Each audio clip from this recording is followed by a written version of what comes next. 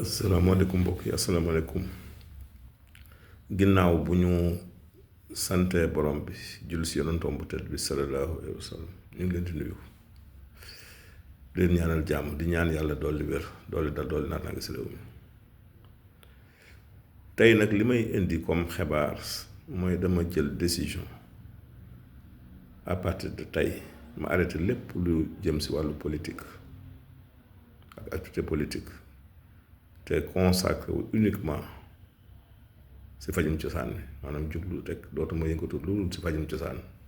muy médecine traditionnelle bi ndax gis nañ ni kat fi jamono toll nii tawat yaa ngi gën a law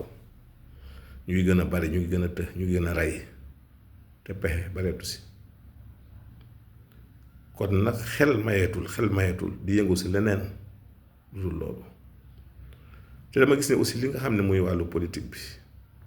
li ma si den yëngoo ko su néew di ko si wax di ko si jéem am na ñeneen ñu ko mën a wéyal te lii may def si médecine traditionnelle bi ñu ko mën bariwul kon jot na nag ñaamaat taxawaay ngir indi ay solution si jàngoro yi nga xam ne tey jii nit ñaa ngi jàngoro teg moom te it mu commencé di të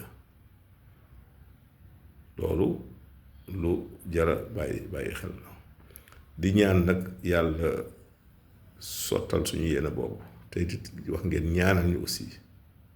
pour que loolu ñuy mëbët ñu am si ndam ndax bu ñu si amee ndam bu ñëpp lay doon donc j'ai décidé à partir de ce jour à partir d'aujourd'hui d'arrêter toute activité politique et me consacrer uniquement à la médecine traditionnelle, à la recherche de remèdes aux maux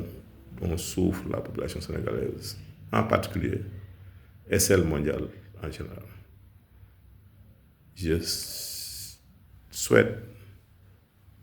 que Dieu fasse que cette mission, que cet engagement soit une réussite et vous demande